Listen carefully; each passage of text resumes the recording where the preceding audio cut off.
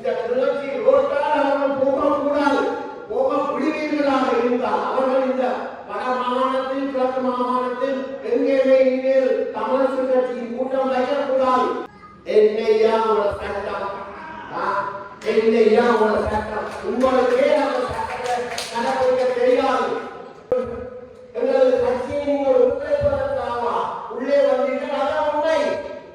ஒற்றர்களாக, சர்வதேச ஒற்றர்களாக, இன்றைய இலங்கை அரசின் ஒற்றர்களாக நமது கட்சி ஊடுருவப்பட்டிருக்கிறது. அங்கு ஒருத்தர் ராஜபக்ச கிளர்ச்சியோட ராஜபக்ச பொம்மனியோட கூடியிருந்து சின்னங்களோட எலெக்ஷன் கேட்டோரா. சரி, நீங்க வந்தா கூட நீங்க என்ன செய்ய வேண்டும்? தமிழரசு கட்சியை நாங்கள் மீட்டெடுக்க வேண்டும். தமிழரசு கட்சியை விட்டு வெளியேறக்கூடாது. இலங்கை தமிழரசு கட்சி தேசிய தலைவரால் அடையாளமான விஷக்கிருமிகளுடன் கூடி வாசம் இருக்க நான் விரும்பவில்லை. ஆனால் ஒருத்தருக்கு கூட நான் சொன்ன கருத்தை எதிர்த்து சொல்வதற்கு திராணி இல்லை. தமிழரசு கட்சியின் ஜாப்பு விதிகளை மீறி எத்தனை காலங்கள் நீங்கள் செயல்பட்டிருக்கிறீர்கள்? பிரேமதாசாக்கு நீங்க வாக்களிக்க போறீங்க, நீங்க அங்க போய் பொட்டி வேண்டிட்டீங்களோ இன்னும் உங்களுக்கு தெரியாது. எங்களை அழைக்காத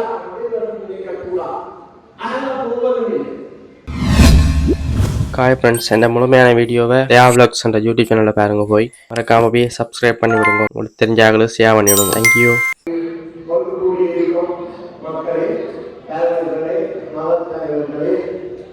முன்னாள் போராளிகளை கூடவீரர்களே, அனைவருக்கும் வணக்கம்.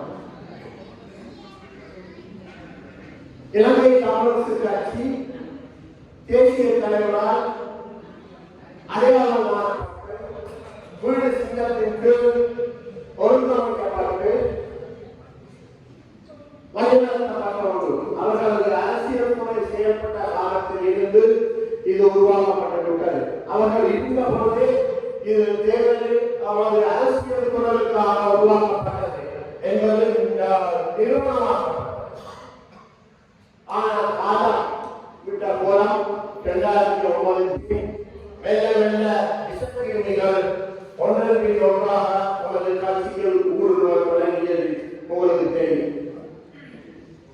ஒரு விஷக்கிருமி ஊடுருவினால் மீண்டும் அந்த எழுத்துக்கள் அனைவரும் பூட்டிகள் அனைத்தும் விஷக்கிருமிகளாக இருக்குமே தவிர அது ஒரு தேசியத்தை காப்பதற்காக இருக்காது என்பது இன்று நிறுவனமாகி இருக்கிறது. அன்று 2020 தேர்தலில் மாவை சிவராஜா திட்டமிட்ட வகையில் தோற்கடிக்கப்படுகிறார். திருமதி ரவிராஜ் திட்டமிட்ட வகையில் தோற்கடிக்கப்படுகிறார்.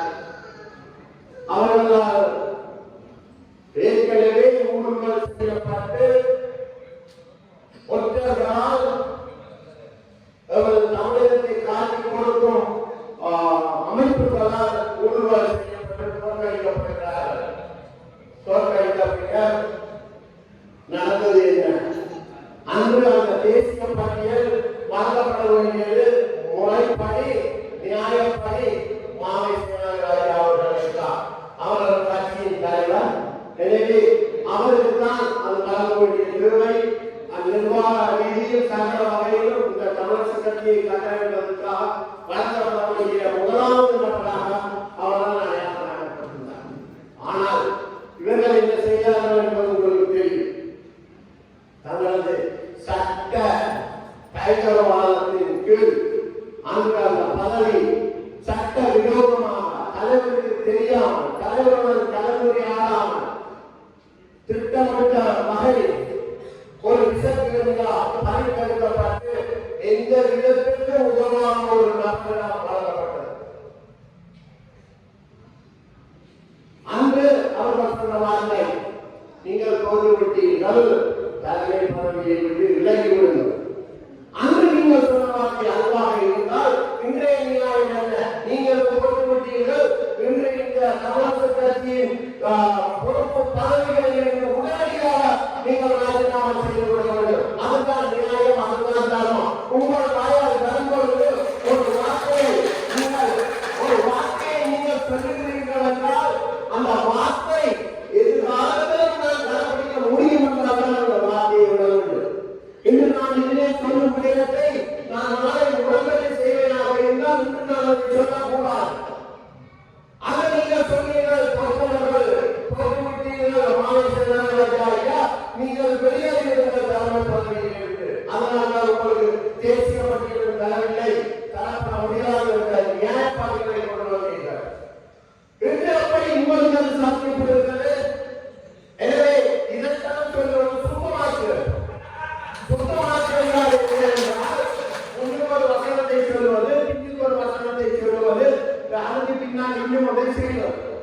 இதுவரை நீங்கள் நன்கு கைதேர்ந்தவர்கள், உங்களுக்கு கைதேர்ந்தவர்கள் இந்த கட்சியின் விசைகளால் கூறுவதால் தான் இன்று இந்த நிலைமை. மீண்டும் ஒரு தேசிய பட்டியல் கிடைக்கின்றது. முல்லை வவுனியா மாவட்டத்தில் அதி குறைந்த 100 வாக்குகளை மட்டும் நேரடி வாக்குகளால் பெற்றவர்களுக்கு அந்த தேசிய பட்டியல் வழங்கப்படுகிறது.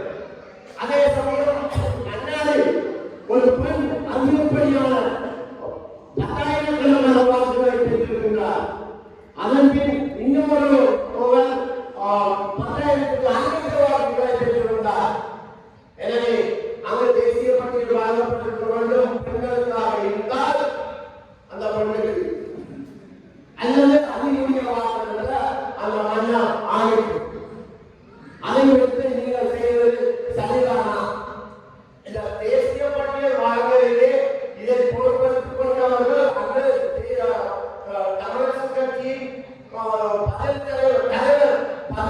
செயலாளர் பொறுப்புகளில் இருந்தீர்கள். நாங்கள் பொறுப்புகளை வைத்துதான் சொல்கிறேன், உங்கள் பேரை சொல்லவில்லை. தமிழரசு கட்சியின் பதில் செயலாளர் சரியானவராக இருந்தால் அந்த இடத்தில் அந்த பதவியை உரியவருக்கு கொடுத்திருக்கவில்லை. கேவலம் பெற்ற விதமாக தேசிய பட்டியலை கையெழுப்படுத்துவதற்காக விசைகளுடன் சேர்த்து கூட்டாடி இன்று கட்சியை கேவலமான நிலையை கொண்டு கொண்டிருக்கிறீர்கள். இதற்கான தண்டனை உங்களுக்கு வரலாறு கற்பிக்கும். நாளை நீங்கள் துரோகம் செய்தது துரோகிந்தாரா என்பதை இந்த வரலாறு நிரூபிக்கும். அவருடைய கட்சியில் நடந்தது என்ன? அன்று மாலை ஸ்ரீநாத் ராஜா தேசிய பட்டியலை யாருக்கு கொடுப்பது என்று ஒருத்தரை கலந்து கொண்டிருக்கிறார். ஆனால் தேசிய பட்டியல் அங்கு எழுதப்பட்டு கையெழுத்து வைக்கப்பட்டு சிவராஜசிங்கம் செயலாளர்களால் வழங்கப்பட்டுவிட்டது. அதை பற்றி தங்களுக்கு தெரியாது. இந்த விடயம் மத்திய குழு வந்த பொழுது ஒரு விசக்கிருமிக்கு எதிராக சகல குரல் கொடுத்தோம். அன்றைய உங்களை வெளியேற்றி இருக்க வேண்டும். வெளியேற்றி இருந்தால் இன்று இந்த காட்சி மீட்கப்பட்டிருக்கும். சகல ஒட்டுமொத்த மத்திய உறுப்பினர்களும் ஒற்றுமையாக அந்த ஒரு நபரை நோக்கி குற்றஞ்சாட்டி அந்த நபர் செய்வது தவறு என்று சொல்ல அது வழிநடத்திய சிறிதானே. ஆனால் கையெழுத்து வைத்தவர் சிவராஜசிங்கம் தண்டனைப்படுத்தப்பட்டார். செயலாளர் பதவியிலிருந்து நீக்கப்பட்டார். எனவே இந்த கட்சி படிப்படியாக மெல்ல மெல்ல விசைகளால் உருவாக்கப்பட்டது. இந்த கிளிநொச்சி மண்ணில் நான் யுத்த காலத்தில் 1998-99 நான் இந்த சுகாதார சேவையில் பணிப்பாளராக இந்த அலுவலகத்தில் வேலை செய்திருக்கின்றேன். பல வருடங்கள் இங்கே வேலை செய்திருக்கின்றோம். நாங்கள் புதுடில்லியிலிருந்து வரும்பொழுது இந்த வடகட்டி பாதையாளர் வந்திருக்கின்றோம். இந்த யுத்த விமானங்களை கண்டால் வாய்க்காலுக்கு பிடிக்கப்பை விட்டு ஒழித்து இருந்திருக்கின்றோம். எனவே நாம் அன்றைய இருந்திருக்க வேண்டியவர்கள் இன்று தப்பி இருக்கின்றோம் என்றால் அது ஏதோ ஒரு கனவு செய்ய இப்படியான நேரங்களில் அநீதியை கேட்பதற்காக விட்டிருக்கின்றது என்று நான் நினைக்கிறேன். எனவே இந்த தமிழரசு கட்சியை நாங்கள் மீட்டெடுக்க வேண்டும். எதற்காக சுயஞான சிறிதரன் தமிழரசு கட்சியை விட்டு வெளியேறக்கூடாது. தமிழரசு கட்சியை மீட்டெடுக்க வேண்டும். அது மட்டும்தான் அவருக்கான நோக்கமாக இருக்க வேண்டும். அவருக்கு இந்த மக்கள் உட்பட சகோதர நாங்கள் உறுதியாக நிற்க வேண்டும்.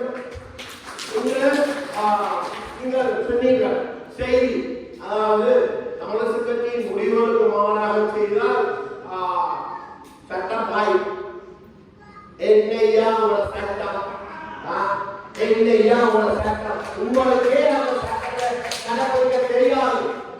தமிழக கட்சியின் ஜாப்பு விதிகளை மீறி எத்தனை காலங்கள் நீங்கள் செயல்பட்டிருக்கிறீர்கள்.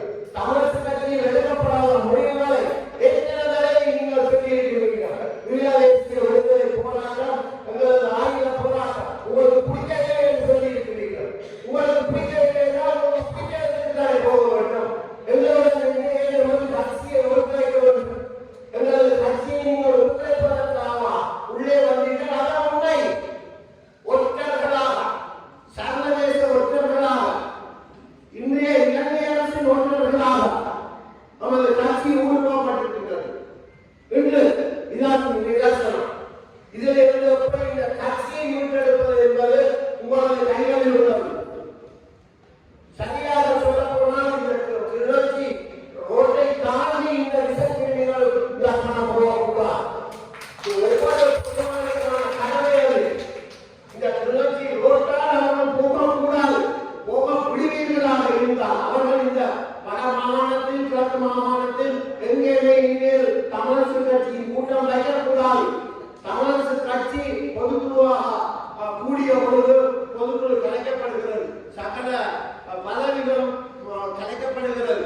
கலைக்கப்பட்ட பின் அடுத்த பதவியேற்புக்காக நாங்கள் காத்துக் கொண்டிருக்கிறோம். அப்போது திடீரென வழக்கு பாய்கிறது. அவர்களது சட்ட பயணங்களால் வழக்கு பாய்கிறது. ஒரு அப்பாவி கூடாக அந்த வழக்கு பாய்ச்சப்படுகிறது. வழக்கின் கூடாக தடை உத்தரவு மீண்டும் கூடாதபடி எடுக்கிறீர்கள். அப்படி என்றால் என்ன அர்த்தம்? கலைக்கப்பட்ட தமிழரசு கட்சி இன்றைக்கு இல்லை. உங்களது மத்திய எப்படி இயக்க முடியும்?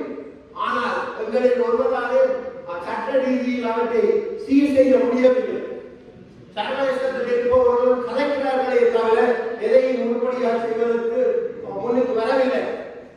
ஆனால் மக்களாக முதலாவது கூட்டத்தில் நீங்கள் கூடியிருக்கிறீர்கள். அதனால் தான் நான் சொல்லுவேன், என்னை இடங்களுக்கு இருந்தார்கள், நாளை வெளியேற்றுவார்கள். எனக்கு அது தேவையில்லை. விசக்கிரிமிகளுடன் கூடி வாசம் இருக்க நான் விரும்பவில்லை. தமிழரசு கட்சி ஈழதேச விடுதலைக்காக அரசியல் போராட்டத்தை முன்னெடுக்கும் போது நான் நிச்சயமாக இருப்பேன். இதனால் நிலப்பாடாக இருக்கின்றது. கடந்த வந்து கடைசியாக தமிழரசு கட்சி தலைவர் மாவை சீனான் அவர் வெளியேற்றவர். ஏன் கடைசியாக இருந்த ஒரே ஒரு தேசிய வாதத்தின் ஊடான தலைவராக அவர் மட்டும்தான் இருந்தார். அவரை வெளியேற்றினார்கள். இன்று மீண்டும் அந்த இடத்துக்கு தமிழரசு கட்சி உறுப்பினர்களால் பொதுக்குழு தெரிவு செய்யப்பட்ட ஸ்ரீதரன் அவர்களை அந்த இடத்துக்கு போகக்கூடாமல் சட்ட பயங்கரவாதம் தடை செய்திருக்கிறது. உண்மையை நீங்கள் ஏற்றுக்கொண்டால், நீதியை நீங்கள் ஏற்றுக்கொண்டால், இப்பொழுது இருக்கும் இந்த பதில் தலைவர் பதில் செயலாளர் எவருமே இந்த கடமையில் இருப்பதற்கு தாங்கியவர்கள். உங்களுக்கு திராணி இருந்தால் எமது பொறுப்பை திரும்ப கூட வருங்கள்.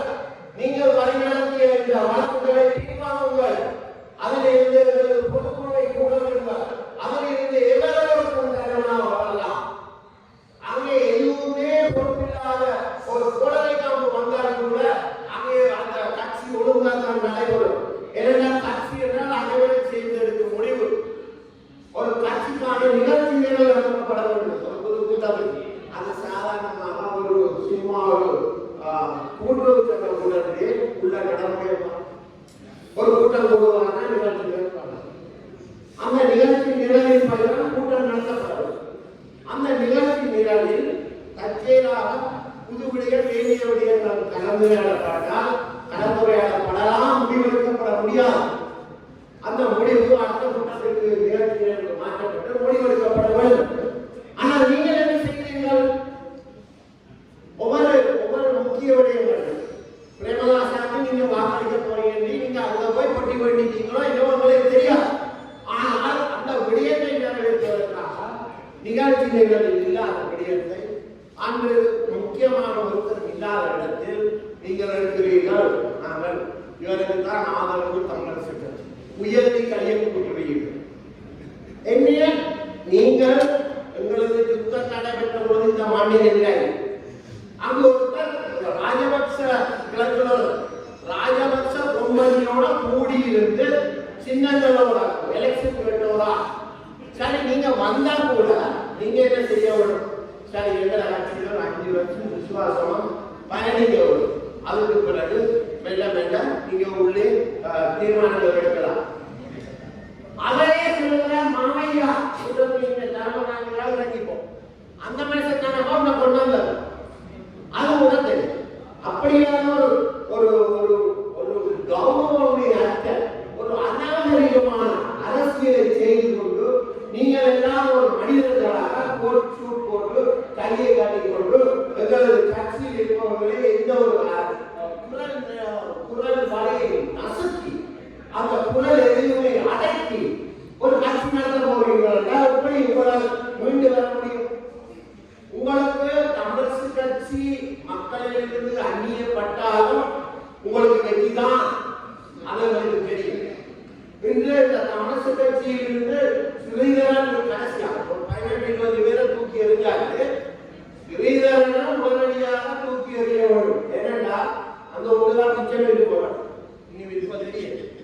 அவன் எல்லாத்தையும் தூக்கி எறிந்து விட்டு உங்களுக்கு தேவை நீங்க சொல்வதை போமாய்கள்.